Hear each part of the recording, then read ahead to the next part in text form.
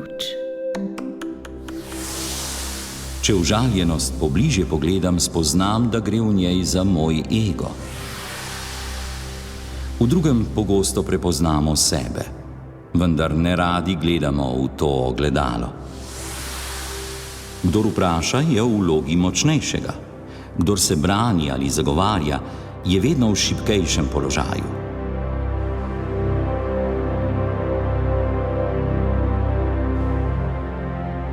Slišani odlomki so iz knjige Ko ne veš več, kako naprej, priljubljenega avtorja Anselma Greena, ki je zbral različne človeške izkušnje, s katerimi se srečuje prek ljudi, ki so v stiski. Z modrostjo meniha odgovarja in nagovarja vsakega posebej iz oči v oči. Prisluhnite nekaj odlomkom iz knjige. Marsikdo je od časa do časa priča konfliktom na delovnem mestu in mnogi so zato obremenjeni. Na delo hodijo s strahom ali se počutijo zatirane.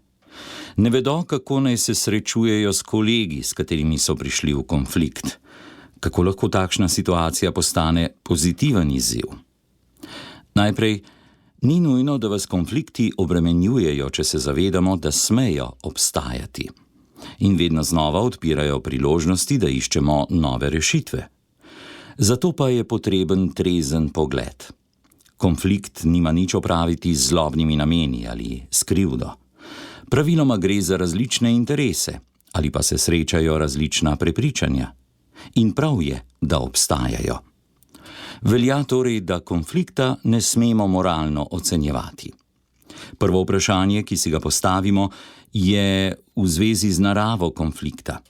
Gre za konflikt interesov med dvema oddelkoma istega podjetja? Normalno je, da obstajajo konflikti interesov, na primer med proizvodnjo in prodajo. Takšna trenja so tudi priložnost, da povežemo potrebe obojih.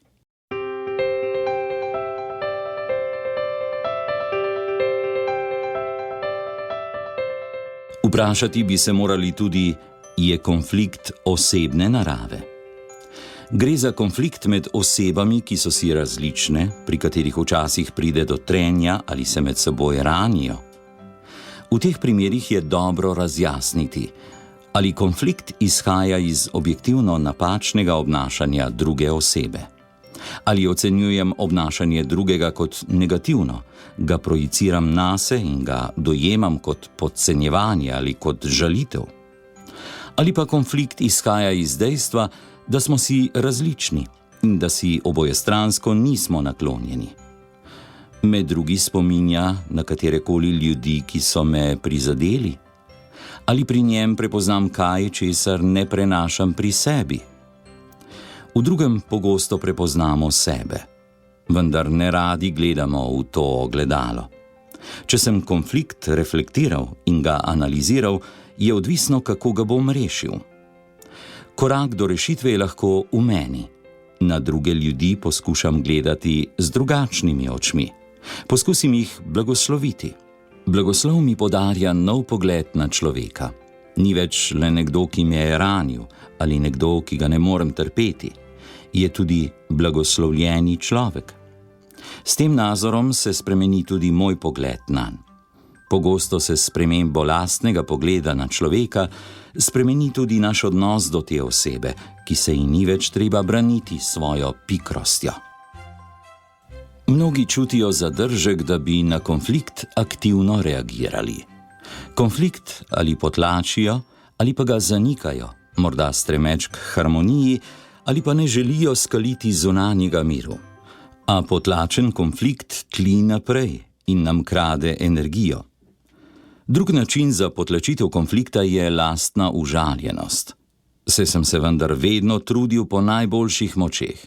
Poskušal sem ravnati tako, da bi bilo prav za vse. Zdaj konflikt razumem kot osebno užalitev. Počutim se necenjenega. A z užaljenostjo ne moremo rešiti ničesar. Če užaljenost pobližje pogledam, spoznam, da gre v njej za moj ego. Konflikt lahko rešim le, če se osvobodim ega, ki se vedno oglaša kot nekaj, kar bi vselej rado izpadlo kot nekdo brez napak. Konflikt nima nič opraviti s tem, da sam ne bi bil dovolj cenjen. Je pač nastal in s tem ni nič narobe. A rešim ga lahko le, če ga vidim kot izziv. In na to lahko postane priložnost za moj osebnostni razvoj. Tako tudi v prihodnje ne bom nekdo, ki se izogiba konfliktom, temveč nekdo, ki pripomore k njihovi rešitvi. In s tem bom tudi blagoslov za podjetje. Sol in luč. Ko se pogovarjam z ljudmi, ki jih spremljam, pogovor vedno znova nanese na težavne odnose s starši, predvsem z ostarelimi starši. Pogosto poslušam, da skušajo starši pri otrocih, še posebej pri hčerah, zbuditi slabo vest in na ta način izkazovati svojo moč nad njimi.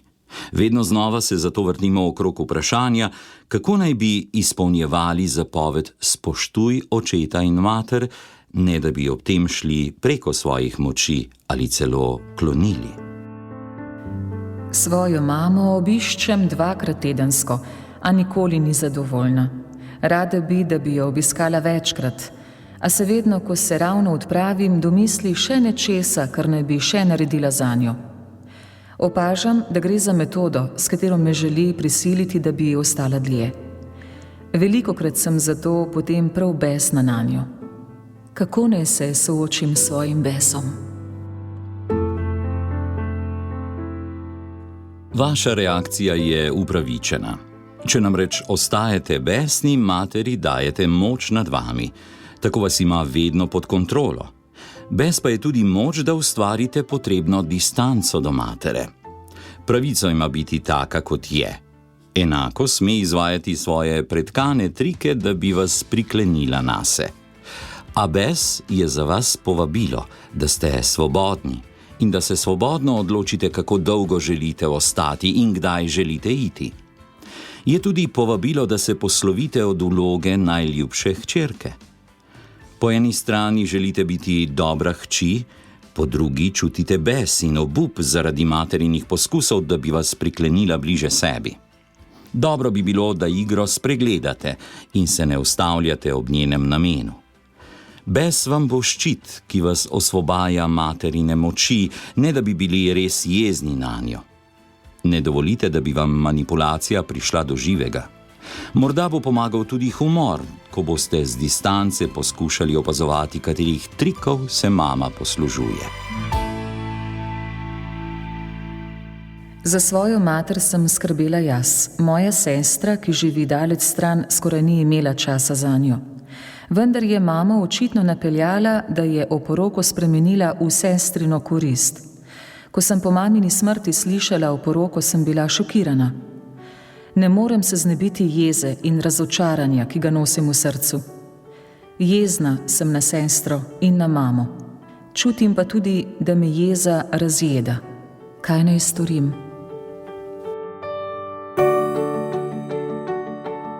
Upravičeno ste jezni. Kar je storila vaša sestra, je resnično nepošteno.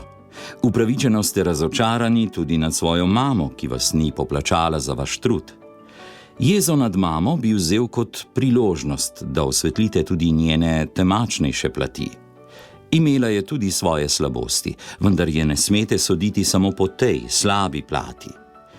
Jeza je povabilo, da si o mami ustvarite realistično podobo. Hvaležno sprejmite, kar ste dobili od nje, a dovolite ji vse slabosti in kar vas na njej jezi. V primeru sestre pa je jeza impuls za ohranjanje zdrave distance, vendar sestri ne dajajte moči nad vami. Jezo spremenite v ambicioznost. Ne potrebujem mamine ljubezni, niti njenega denarja. Svoje življenje oblikujem z lastnimi močmi. Svoje temelje iščem v sebi oziroma v Bogu, ki ga najdem v globinah svoje duše. Skozi jezo pridem k temeljem svoje duše, da bi v notranjosti tišine našla notranji mir in svobodo.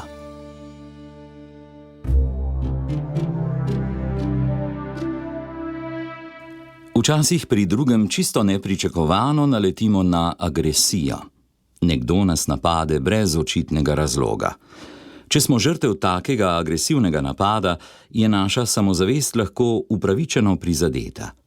kako naj reagiramo, da ne bi ostali v vlogi žrtve. Dva primera iz življenja. Oseba, ki vedno dobro opravlja svoj poklic, se z danes na jutri naenkrat znajde izpostavljena stalni agresiji svojega nadrejenega. Dobi občutek, šef pri njem vedno namenoma išče napake in ga agresivno nadira, da bi se ga znebil. V njegovi starosti sploh ni več enostavno najti nove službe. Kako naj reagira? Drug primer. Neka ženska skrbi za svojo mamo, se ji posveča, ji pomaga, kadarkoli je treba. Pri tem enkrat vpraša svojo sestro, če bi ta za vikend lahko prevzela skrb za mamo. Reakcija jo povsem osupne. Sestra jo nadere in zmerja z najgršimi besedami. Naenkrat je vse, kar je storila prva sestra, povsem nepomembno. Bila naj bi egoistična in vedno skrbela samo za svojo korist. Druga sestra noče imeti z njo ničesar več. Tudi v tem primeru agresivno obdolževanje je nastopilo kot strela z jasnega. V odnosu med sestrama ni bilo nobenih znakov, da je kaj narobe. Kako naj se prizadeta sestra vede do sorojenke?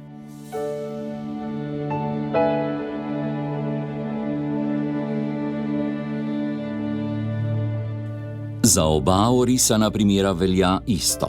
Prvi korak je, da se ustavimo in ostanemo v stiku s seboj ter na besnega šefa ali zmerjajočo sestro gledamo z distance. Šele z take razdalje se lahko vprašam, kaj se godi v tem človeku. Se za takim vedenjem šefa skriva nečastna metoda delodajalca, ki želi z agresijo pregnati sodelavce, ker bi rad znižal stroške? Ali v ozadju tiči manjvrednostni kompleks, ker si v resnici ne upa soočiti se s problemom? Ali računa s tem, da svojo agresijo ustrahuje ljudi in jih sili, da bi odšli? Kdor tako razmišlja in je možen pretehtati različne možnosti, je že dosegel nekaj distance.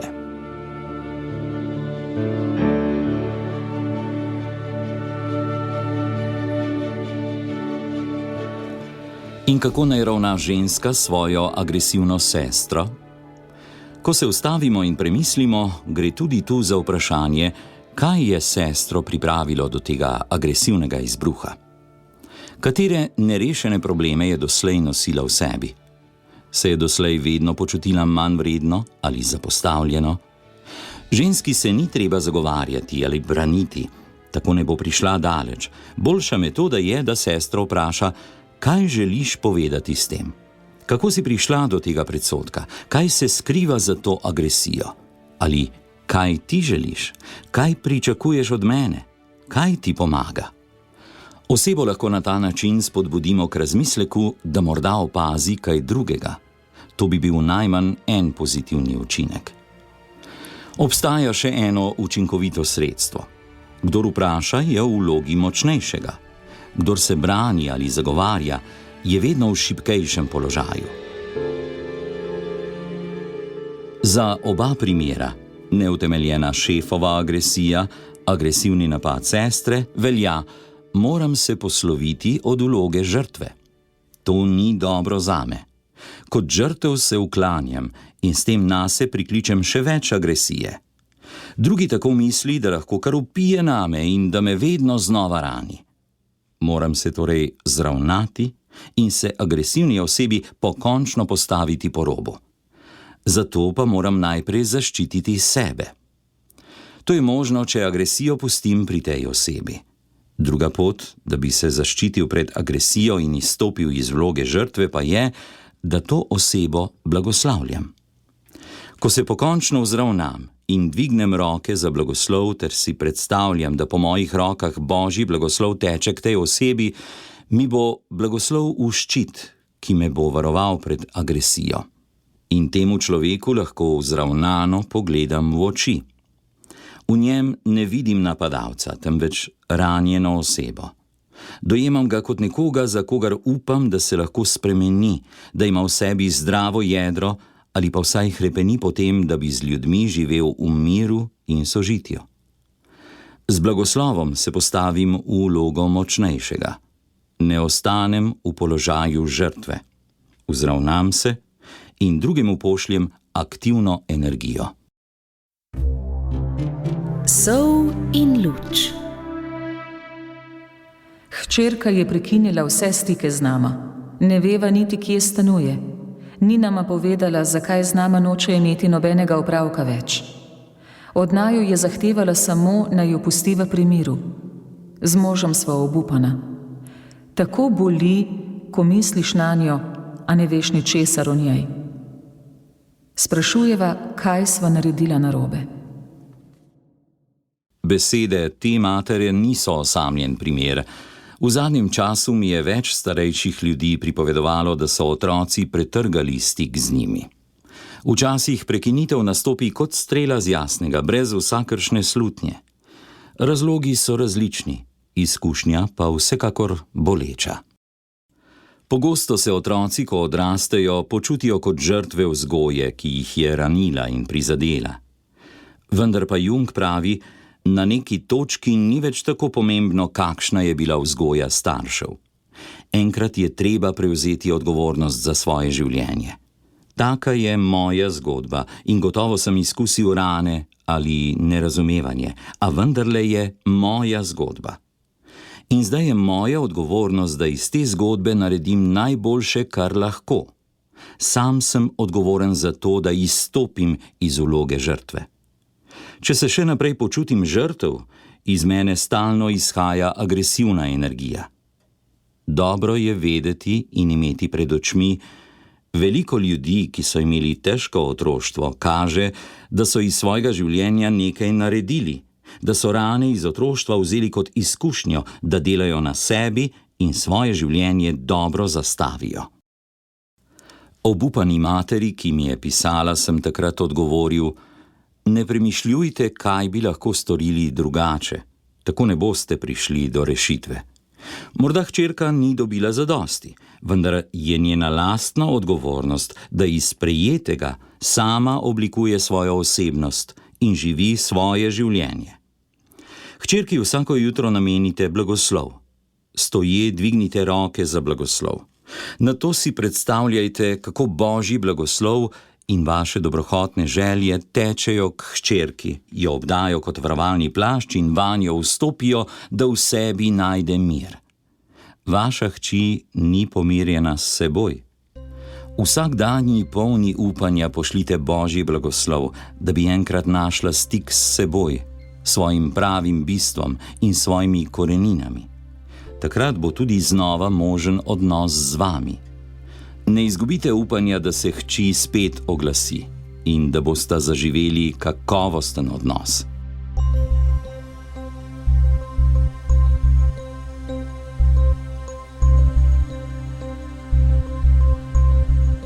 Vedno sem le delal in skrbel za svojo poklicno kariero. Otroci so sedaj odrasli in jaz boleče spoznavam, da sem kot oče zamudil čas, da bi jim kot oče izkazoval ljubezen in z njimi preživel več časa. Kaj lahko sedaj naredim? Spoznanje, da ste zamudili ljubezen do svojih otrok, boli. Obžalujte, da je bilo, kot je bilo. A vedeti morate tudi, nikoli ni prepozno začeti. Zdaj ne morete nadoknaditi vsega zamujenega, toda otrokom se lahko posvetite na nov način. Prvi korak je, da jim poveste, da vam je žal, da ste imeli tako malo časa zanje. Otroci pa naj tudi vedo, da ste vedno imeli pred očmi tudi njihovo blaginjo, ko ste se vlagali v svojo poklicno pot. Premislite lahko, kaj bi z otroki želeli početi danes.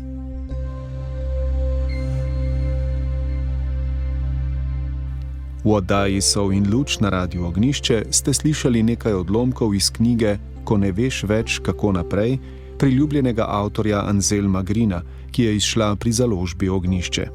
Brali so Nataša Ličen, Marjan Bunič in Blaž Lesnik. Oddajo sem uredil Tadej Sadar.